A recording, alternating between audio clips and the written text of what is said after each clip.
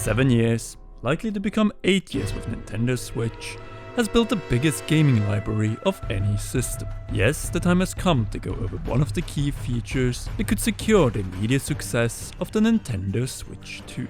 Being able to play most of, if not every big game, released on the Nintendo Switch between 2017 and 2025. So be sure to leave a like, subscribe and press the notification bell, and let's get into it. Backwards compatibility. And the Nintendo Switch is the first Nintendo handheld system to not have this crucial early adaptive feature. So actually let's start by a quick history lesson on this tradition, one that more and more, including Roger's base, believe will return for Nintendo Switch 2. I do think it's going to be something like your Switch games can play better than ever now on the Super Switch or the Switch Advance or whatever they're going to call this thing. I think that's going to be what we're seeing. I think you're probably going to get a lot of side-by-side trailers of like, this is what Breath of the Wild looks like on the Switch. This is what it looks like running on the Switch 2. This is Tears of the Kingdom on the Switch. This is what it looks like on Switch 2.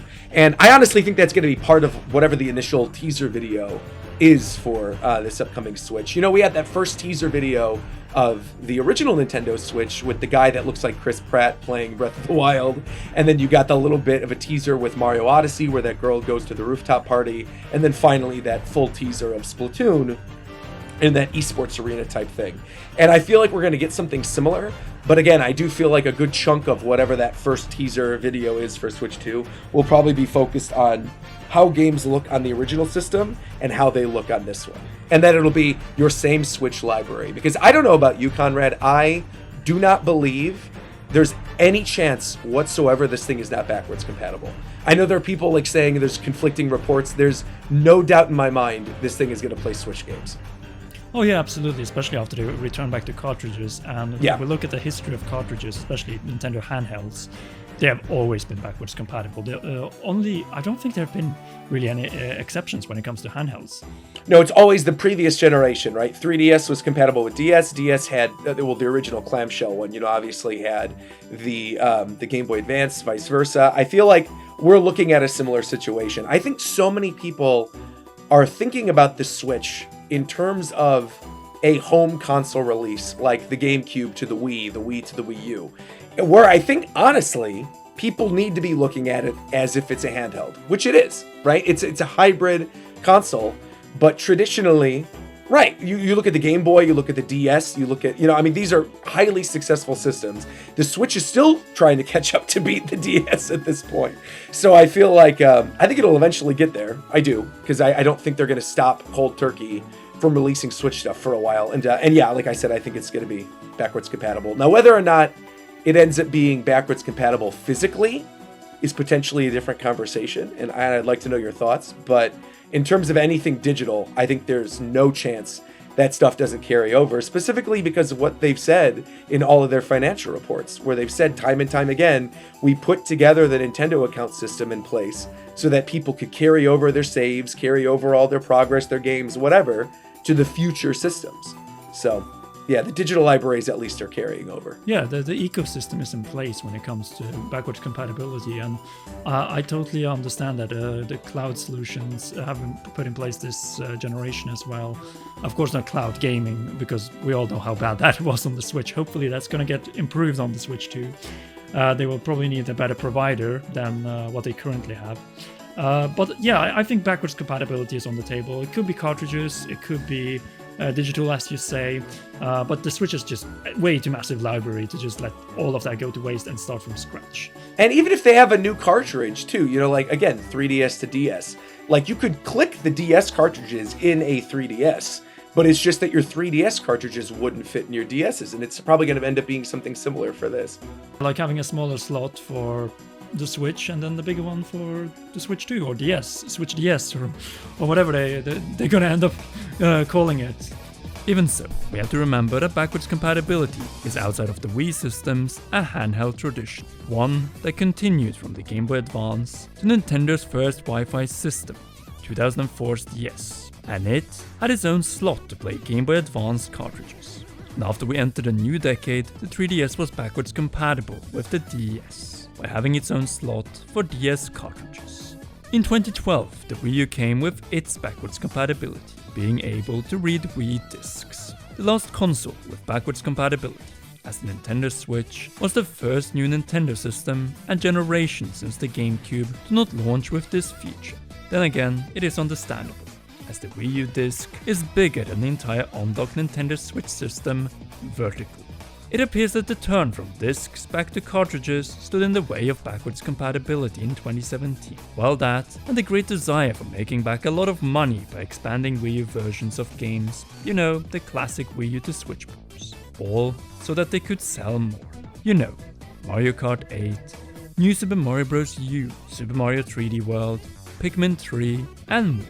Anyway, with the Switch 2, by all indications continuing with cartridges, and thus being more of a handheld succession, it is more likely than ever that Switch games will be on the Switch 2. For one, Switch games already made a massive profit, and chances are that you already own them. Hence there's less incentive, both from Nintendo and us, the player, to buy any re-releases at this point. Hence, this could go one of three ways if we get BC, backwards compatibility. Exactly the same way as on the DS and 3DS, with an additional slot or one single slot that can read two different types of cartridges, as we saw with the Game Boy Advance. Or the Wii and Wii U, which could read the format of the previous system. A tradition continued to this day, with the PS5 being able to play PS4 discs. Not only that, with third-party developers often offering next-gen upgrades to PS4 owners of their original releases. Need examples? No problem. The PS4 disc of Final Fantasy VII Remake being playable day one on the PS5 was getting the Integrate upgrade for free in the summer of 2021. On top of that was the option of purchasing the Intermission expansion separately. Then you have the 2015 Game of the Year winner, The Witcher 3 Wild Hunt. After turning into the Switcher in 2019, the PS4 disc from 4 years prior worked on the PS5 and in 2022 received a free next-gen upgrade. Just like what was the case of Final Fantasy VII Remake Integrate the year prior. With that said, the PS4 isn't backwards compatible with PS3 discs. Xbox, on the other hand, had a different approach to backwards compatibility. And that is our third way. Download the games you own and enjoy them in higher detail and frame rate than what was the case on Xbox 360. The Series X is even more impressive in this regard, with its support of nearly all One games and the entire 360 library that was backwards compatible on the One. Everything we have detailed so far shows the real potential and market standard of backwards compatibility that the Nintendo Switch 2 should also have. Thousands of Nintendo Switch titles, many that we already have digitally or physical cartridges of, playable with likely upscaling, just as we have seen in the case of the PS5 and Xbox Series X. Meaning that we might on day one be able to play Super Mario Odyssey and Zelda Tears of the Kingdom in higher resolution and better performance than ever on the next system. Yes, even before a potential next-gen upgrade for the two, bringing the Switch versions of the games to a whole different layer. Speaking of, remember that the Gamescom 2023 leak mentioned one specific Switch title being showcased in upscaled 4K using Nvidia's DLSS. Breath of the Wild. And what if, and then I say what if, this was not some new release of the 2017 Game of the Year that we all own, but rather a demonstration of the new system's upscaling capabilities of Switch games from their original cartridges. Just think about it. The Matrix Unreal Engine 5 playable tech demo serves as an example of new games that the successor can run, while Breath of the Wild is our sign of backwards compatibility and 4K upscaling of previous generation titles. Now apply this to every Nintendo Switch title, like the two exclusive Splatoon and Xenoblade titles found on the system, and you see the real potential of Switch 2, Super Switch, or whatever name it's gonna end up with, as long as it has backwards compatibility, including Metroid Prime 4 and 2025's Pokemon Legends ZA, which might get separate Switch 2 versions along with Bees. And there you have it, Switch 2's massive and likely backwards compatibility potential to crush the competition. And this is even before potential universal third-party support for the next hybrid handheld/console system, the day one kind that will make PS5 and Xbox Series X obsolete outside of their console exclusives.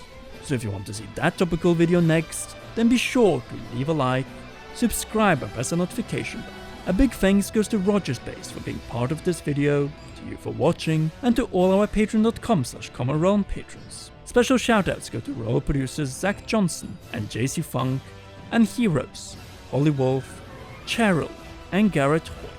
You rock, and please enjoy one or both of these two awesome videos.